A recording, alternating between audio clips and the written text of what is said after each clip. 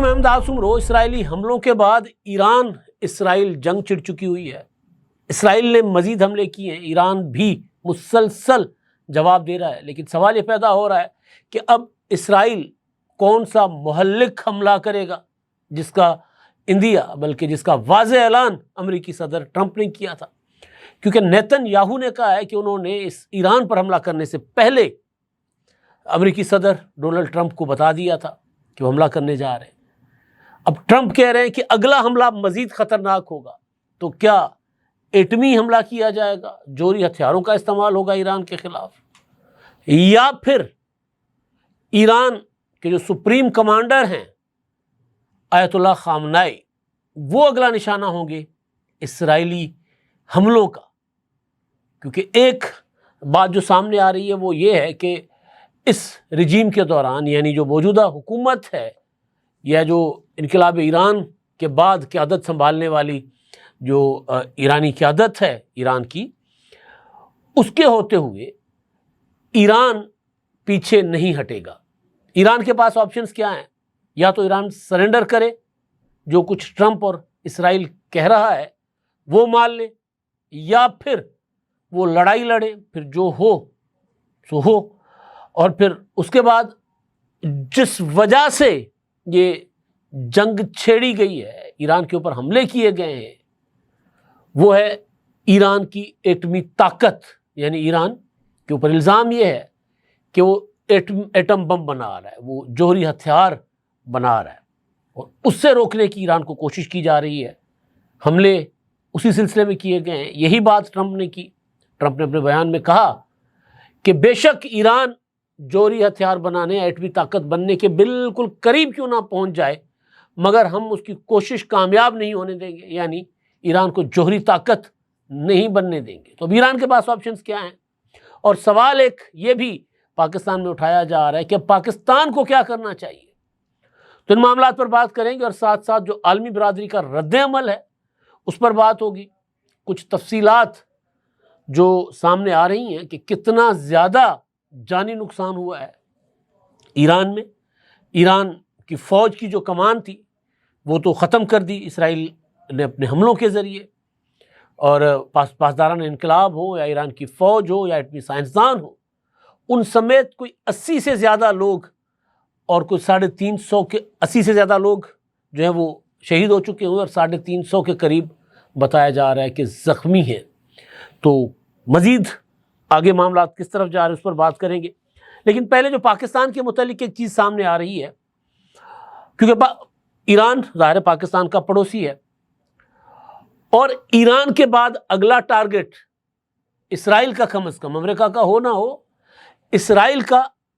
پاکستان ہوگا۔ یہ اعلانیہ بات ہے، ڈھکی چھپی بات نہیں ہے۔ پاکستان اور انڈیا کے درمیان جو تناؤ ہوا تھا 22 اپریل پہلگام حملے کے بعد،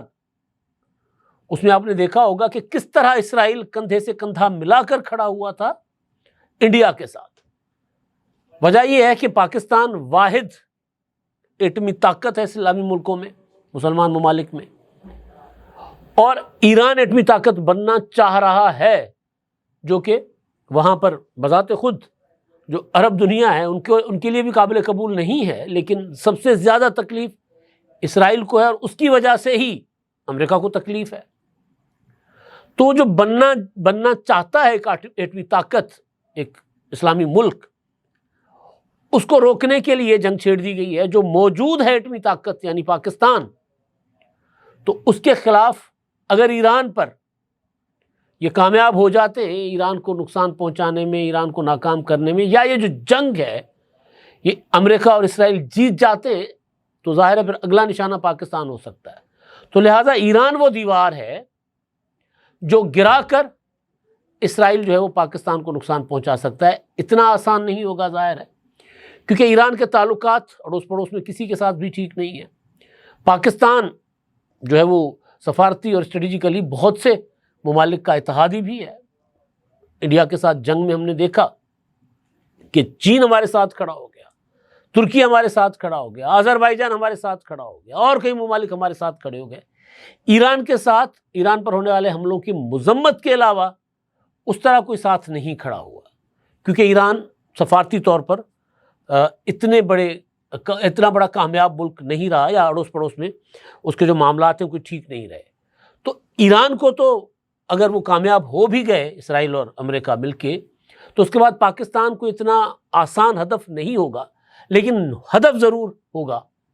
اسرائیل کا اور انڈیا کا، تو وہ ٹارگٹ ہے۔ اس میں امریکہ بھی اگر آ جاتا ہے تو اور بات۔ یہ جو پچھلے دنوں سے کوئی امریکہ جو ہے وہ ٹرمپ صاحب صدقے واری جا رہے تھے پاکستان کے اوپر، تو اب جا کے سمجھ آ رہا ہے کہ جو پاکستان کو لیپا پوچھی کر رہا تھا نا ٹرمپ، پاکستان کی تعریفیں، پاکستانی لوگ بہت اچھے ہوتے ہیں، پاکستان نے جنگ جیت اپنا ذمہ دارانہ کردار ادا کیا ہے سیز فائر میں، اور ہر جگہ پاکستان کے نیریٹو کو لے کر انڈیا کو ذلیل و رسوا جو ٹرمپ کر رہے تھے، تو اب سمجھ آ رہا ہے کہ یہ معاملہ جو ہے پلان تھا پہلے سے کہ ایران پر اسرائیل حملہ کرے گا، کہیں پاکستان اس میں کود نہ پڑے، تو پہلے ہی پاکستان کو ذرا اپنے مٹھی میں رکھو، تعریفیں شاریفیں کر کے، خوش آمد وغیرہ کر کے۔ وہ اگلی بات کہ پاکستان کیا کرے گا، پاکستان اس میں جا سکتا ہے اس جنگ میں فزیکلی، اس کا حصہ بن سکتا ہے، یا ایران کی اخلاقی اور سفارتی حمایت جاری رکھے گا۔ لیکن جو پاکستان کے اندر سے مطالبات ہیں، جو ایران کے ساتھ ہمدردی رکھنے والے لوگ ہیں، وہ تو بہرحال بڑھ چڑھ کے مطالبات کر رہے ہیں۔ وہ کہہ رہے ہیں کہ جی پاکستان کود پڑے اس جنگ میں۔ ظاہر ہے کسی بھی جنگ میں، دو ممالک کی جنگ میں تیسرے ملک کا براہ راست کود پڑنا وہ کوئی اتنا آسان نہیں ہوتا۔ انڈیا کے ساتھ جو ہماری جنگ چھڑی کچھ دنوں کی، اس میں کوئی ملک فزیکلی ہمارے ساتھ نہیں آیا تھا، مطلب ہمارے پاس ترکی کے ڈرونز تھے، اپنا چین کے جہاز تھے، چینی ٹیکنالوجی تھی، ہماری اپنی ٹیکنالوجی، ہمارے جو ایکسپرٹیز تھی ہماری، جو سب سے زیادہ ہمیں کام آئیں، وہ ضرور تھا، لیکن کوئی ملک فزیکلی آ کر اس نے کوئی اپنے ایئر بیسز سے کوئی جہاز یا کوئی میزائل نہیں اڑائے تھے انڈیا کی طرف۔ تو پاکستان کا ظاہر ہے کوئی اتنا آسان نہیں ہوگا، نہ ہی پاکستان میرا خیال ہے کہ اس جنگ کا حصہ بننا چاہے گا۔ ظاہر ہے اس پر جنگ کو ٹالنے کی کوشش ضرور کی جائے گی۔ پاکستان کے نوجوان سیاستدان ہیں، شہید ذوالفقار علی بھٹو کے پوتے ہیں، بے نظیر بھٹو شہید کے بھتیجے، میر مرتضیٰ بھٹو کے صاحبزادے، اور بلاول بھٹو زرداری کے کزن، ماموزاد کزن۔ ان کا ایک ایکسپر اسٹیٹمنٹ سامنے آئی ہے۔ انہوں نے یہ کہا ہے کہ ایران ہمارا ہمسایہ اور عظیم دوست ہے، ہم ان کے دکھ میں شریک ہیں اور ان تمام خاندانوں کے لیے دعاگو ہیں جن کے پیارے ان سے چھن گئے۔ جیسے کہ ایران ہمارا ہمسایہ ہے، تو ہمیں اپنی حکومت اور مسلح افواج کو یہ اصرار کرنا چاہیے کہ وہ ایسے جواب دے جیسے ہمارے اپنے گھر پر حملہ ہوا ہے۔ اب یہ جو مطالبہ ہے، یہ صرف اکیلے ذوالفقار علی بھٹو کا نہیں ہے، جونیئر کا نہیں ہے، کئی پاکستانی جو کروڑا پاکستانی ہیں ایسے جو یہی سوچتے ہیں، یہی سمجھتے ہیں۔ ظاہر جنگوں میں داخل ہو جانا بظاہر تو بہت اچھا ہوتا ہے، لیکن اس سے نکلنا بہت مشکل ہوتا ہے، تو کوشش یہ ہونی چاہیے کہ جنگ نہ ہو۔ تو پاکستان کے پاس یہ آپشن نہیں ہے میرا خیال ہے، نہ پاکستان یہ آپشن اڈاپٹ کرے گا کہ اس جنگ میں شامل ہو جائے، انٹل انلیس ہمیں یہ نہ ہو شک کہ اب وہ ہماری طرف، یا جس طرح انڈیا نے حملہ کیا تھا تو جواب میں ہم نے حملہ کیا تھا، تو اس طرح جو ہے وہ کوئی کوشش کرے اسرائیل، تو اس کے بعد ظاہر ہے پاکستان کے پاس جواب کا حق ہوگا۔ اب میں نے جو بات کی تھی کہ ایران کے پاس کیا آپشنس ہوں گی، میں آخر میں جا کے آپ کو بتاتا ہوں، کچھ اور بھی ڈیٹیلز ہیں، بلکہ ایک چیز تو یہ بھی سامنے آ رہی ہے، اسرائیلی میڈیا اور اسرائیلی جو ایجنسیاں ہیں کلیم کر رہی ہیں کہ ان کے جو کمانڈوز ہیں وہ ایران کے اندر داخل ہو کر انہوں نے ڈرونز اڑائے ہیں، حملہ کیا، انہوں نے ویڈیو بھی جاری کر دی ہوئی ہے۔ پہلے ویڈیو میری نظر سے گزری تھی، مجھے لگا کہ شاید ایتھینٹک نہ ہو، لیکن بہرحال اب وہ سامنے آ رہا ہے کہ جی خود کلیم کیا جا رہا ہے اسرائیل کی طرف سے، اس پر میں آتا ہوں۔ لیکن ایران کے پاس کیا آپشن ہے؟ اب ایران کے پاس اس جنگ کے دوران، بے شک ایران یہ جنگ نہیں بھی جیتتا اور اسرائیل اپنا ٹارگٹ حاصل کرے نہ کرے، لیکن ایک سبق سکھا کر وہ چپ کر کے بیٹھ جاتا ہے کچھ عرصے کے لیے، تو ایران کے پاس کیا آپشن ہوگا؟ ایران کے پاس آپشن ہوگا کہ ہر صورت اب وہ ایٹمی طاقت بنے، کیونکہ اس کے سامنے پاکستان کی مثال ہے کہ اگر پاکستان ایٹمی طاقت نہ ہوتا تو انڈیا کو یہ 2-4 میزائلوں کے ذریعے تو ہم سبق نہیں سکھا سکتے تھے نا، کیونکہ انڈیا کو اور دنیا کو پتا تھا کہ 2 جوہری طاقتیں ہیں۔ بے شک ہم نے وہ جو اپنا جہازوں کے مقابلے میں وہ جو لڑاکا طیارے جس کو ڈاگ فائٹ کہا جاتا ہے، اس میں ہم نے ان کو چت کر دیا. ہم نے ان کے کوئی 6 سے زیادہ لڑاکا طیارے بشمول کوئی 3-4 رافیل گرا دیے. اس کے بعد پھر جب میزائل حملہ انہوں نے کیا، ہم نے جب جوابی وار کیا تو ان کو نانی یاد آ گئی، وہ اپنی جگہ. لیکن بہرحال دنیا انٹروین نہ کرتی اگر پاکستان ایٹمی طاقت نہ ہوتا اور انڈیا ایٹمی طاقت نہ ہوتا، دونوں ممالک. تو ایران کے پاس یہ مثال موجود ہے. دوسری مثال یوکرین کی، جن کو جناب دنیا کی عالمی طاقتوں نے کہا کہ جی آپ اپنے ایٹمی ہتھیار جو ہیں وہ ضائع کر دیں، ختم کر دیں، ہم آپ کی حفاظت کریں گے، آپ نے کیا کرنا ہے. انہوں نے کہا ٹھیک ہے جی، آپ اگر ہماری تحفظ کی، ہمارے دفاع کی آپ گارنٹی دیتے ہو کہ ہمارے اوپر کبھی روس نے حملہ کیا، کسی اور دشمن نے حملہ کیا، آپ ہمارے ساتھ کھڑے رہیں گے تو ہم ختم کر دیں. تو انہوں نے ختم کر دیا.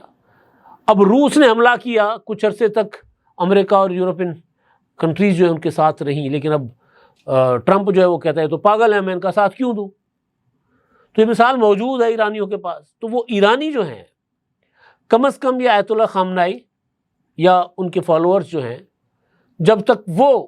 اقتدار میں یا ان کی رجیم چل رہی ہے تو وہ تو ایٹمی طاقت بن کر رہیں گے. فیصل ولایت صاحب ان معاملات پر گہری نظر رکھتے ہیں، ان سے میں نے سارے معاملے میں رہنمائی بھی لی. تو انہوں نے کہا کہ اب ایران جو ہے وہ اس کے پاس آپشن ہی ایک ہے کہ وہ ہر صورت، پہلے اگر ایران جو آیت اللہ خامنہئی صاحب نے کہا تھا نا کہ ٹھیک ہے اگر آپ چاہتے ہیں ہم ہمارے اوپر پابندیاں ہٹائیں اور ہم ہٹ جاتے ہیں جوہری طاقت اپنا اس سے پیچھے ہٹ جاتے ہیں جوہری پروگرام سے، ایٹمی پروگرام سے، تو اس وقت اگر مذاکرات کیے جاتے، انگیج کیا جاتا ایران سے، تو ممکن تھا کہ ایران کچھ لو دو کی بنیاد پر، کچھ گارنٹیز کی بنیاد پر اپنا پروگرام روک لیتا یا رول بیک کر لیتا. لیکن اب ممکن نہیں ہے، کیونکہ جنگ کے ذریعے کسی ملک کو فتح تو کیا جا سکتا ہے، لیکن اگر اس کو فتح آپ نہیں کرتے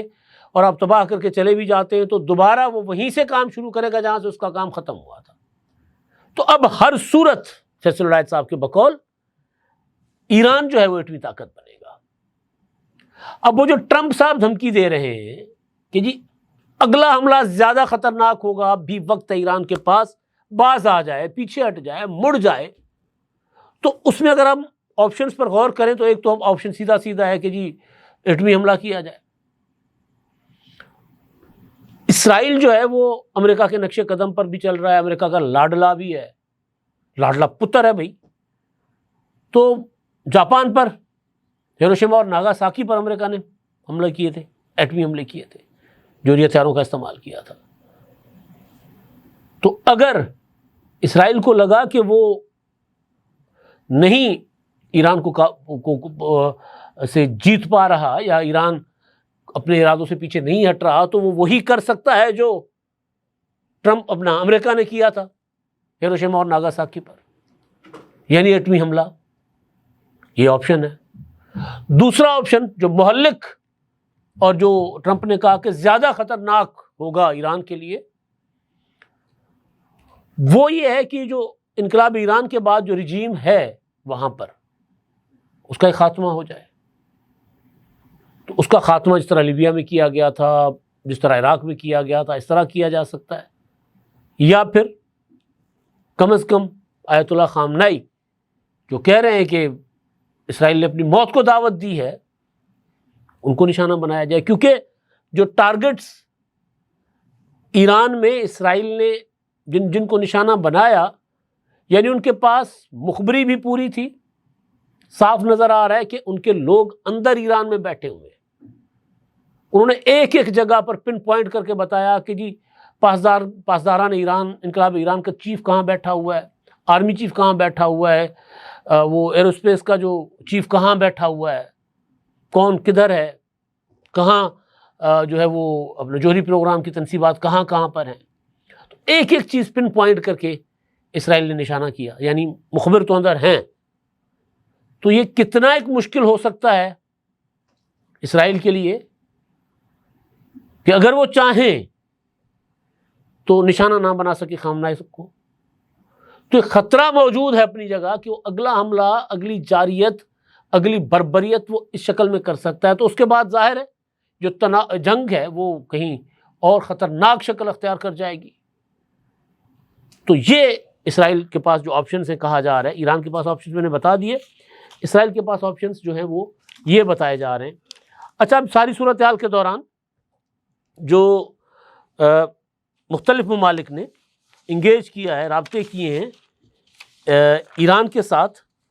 جن میں سعودی عرب کے وزیر خارجہ ہیں، انہوں نے فون کیا ہے، متحدہ عرب امارات اور قطر نے بھی مذمت کی ہے جو کچھ اسرائیل نے ایران کے ساتھ کیا ہے۔ فیصل بن فرحان ہیں سعودی عرب کے وزیر خارجہ، انہوں نے اپنے ایرانی ہم منصب کو فون کیا اور انہوں نے جو ہے وہ ایرانی وزیر خارجہ ہیں عباس عراقچی، ان سے ٹیلی فون پر گفتگو ہوئی، ان کی میڈیا رپورٹ کر رہا ہے، اور حملے کی صورتحال کے بعد تبادلہ خیال ہوا۔ یہ بڑی ڈیولپمنٹ ہے سعودی عرب کی طرف سے فون کرنا، اور ساتھ ساتھ رد عمل انہوں نے دیا۔ سعودی عرب نے اس سے پہلے حملے کی مذمت کی تھی اور اس کو عالمی قوانین کی خلاف ورزی اور ایران کی خود مختاری اور عالمی قوانین کی کھلم کھلا خلاف ورزی اور جارحیت قرار دیا تھا، اور اقوام متحدہ کی سلامتی کونسل کو اس جارحیت کو رکوانے کے لیے فوری اقدامات کرنے کا انہوں نے مطالبہ بھی کیا تھا، اور ساتھ ساتھ قطر کے وزیر خارجہ نے بھی رابطہ کیا ہے۔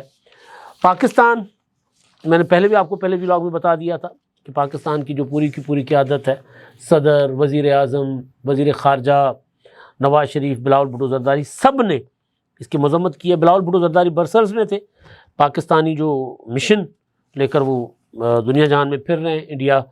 کی جارحیت کے خلاف اور انڈیا کے جنون کے خلاف، تو وہاں پر انہوں نے مذمت کی اسرائیل کی حملے کی، اور انہوں نے کہا کہ جی یہ اپنا ایک کھلم کھلا جارحیت ہے۔ اسی طرح نائب وزیر اعظم اور وزیر خارجہ اسحاق ڈار صاحب نے کہا کہ جی یہ جو ہے وہ دنیا کو ایک اور بڑی جنگ میں دھکیلنے کی ایک بھیانک قسم کی کوشش ہے، بھیانک حملہ ہے، اور انہوں نے کہا کہ ہم نہ فلسطینیوں کے اوپر ہونے والے مظالم کو بھولیں گے جو اسرائیل کر رہا ہے، اور نہ ہم اسرائیل کے اس حملے کو جو ہے وہ کسی عالمی قوانین کے تحت درست قدم سمجھتے ہیں، بلکہ قابل مذمت ہے۔ نواز شریف صاحب نے اپنے لندن میں صحافیوں سے گفتگو کی، انہوں نے کہا کہ اسرائیل نے جنگ چھیڑ کر بہت غلط قدم اٹھایا۔ یہ تو صورتحال ہے اوورال، لیکن اب آخری چیز جو ہے ترکیہ نے خبردار کیا ہے، ترکیہ نے اسرائیل کو خبردار کیا ہے کہ جن حملوں کے بعد جو تباہی پھیلے گی اس سے وہ بھی نہیں بچ سکیں گے۔ تو دنیا اب آہستہ آہستہ اس سارے معاملے میں بیچ میں آ گئی ہے، لیکن جو حتمی یعنی اب تک جو میں بات کر رہا ہوں، تو اس وقت تک جو رپورٹس آ رہی ہیں، پہلے تو مختلف خبریں آ رہی تھیں، لیکن اس وقت تک جو رپورٹس آ رہی ہیں، میڈیا کوٹ کر رہا ہے ایرانی سورسز کو یا ایرانی آفیشلز کو کوٹ کر کے، اس کے مطابق کوئی 80 کے قریب ہلاکتیں ہوئی ہیں اور 330 سے زیادہ لوگ زخمی ہوئے ہیں ایرانی حملوں پر، اور جو ہائی لیول کے جو افسران، فوجی افسران جو شہید ہوئے ہیں، ان کے نام بھی تفصیل کے ساتھ جاری کر دیے گئے ہیں، جن میں اب باضابطہ، پہلے تو میڈیا رپورٹ کر رہا تھا، اب باضابطہ ایرانی میڈیا نے سرکاری طور پر جو اعلان کیا ہے، اس میں پاسداران انقلاب کے سربراہ میجر جنرل حسین سلامی یہ شہید ہو گئے، پاسداران انقلاب کے سابق سربراہ محمد حسین افشردی اور عرف محمد باقری یہ بھی شہید ہو گئے، پاسداران انقلاب فضائی فورس کے سربراہ امیر علی حاجی زادے اور پاسداران انقلاب خاتم الانبیاء ہیڈ کوارٹر کے سربراہ غلام علی رشید یہ بھی شہید ہو گئے۔ اس کے علاوہ جو ایرانی جوہری توانائی پروگرام سے وابستہ سائنسدانوں میں احمد رضا ذوالفقاری دریانی، فریدون عباسی، محمد مہدی تہرانچی، عبدالحمید منوچہر اور امیر حسین فقہی یہ بھی شامل ہیں، اور ایک آرمی چیف کے متعلق بھی خبر آئی تھی وہاں کے کہ وہ بھی شہید ہو چکے ہیں۔ اب اس ساری صورتحال کے بعد جو دنیا کو جھٹکا لگنے جا رہا ہے وہ ہے تیل کی قیمتوں میں بے تحاشا یا نمایاں اضافہ دیکھا گیا۔ رپورٹس کے مطابق جو برینٹ آئل کی قیمت ہے 7.4% اس میں اضافہ ریکارڈ ہوا ہے، جس کے بعد اس کی نئی قیمت جو ہے 74.40 ڈالر فی بیرل تک پہنچ گئی ہے۔ اس کے ساتھ ساتھ کروڈ آئل کی قیمت میں بھی 5.7% اضافہ ہوا ہے، اور اس کی نئی قیمت 73.15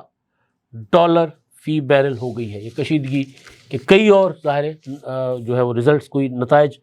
اور اثرات ہیں جو آنا شروع ہو گئے ہیں۔ یعنی جنگ کے علاوہ بھی معاشی طور پر بھی دنیا پر جو اثرات پڑنے جا رہے ہیں وہ بھی سامنے آنا شروع ہو گئے ہیں۔ اب تک کے لیے اتنا ہی، اللہ حافظ۔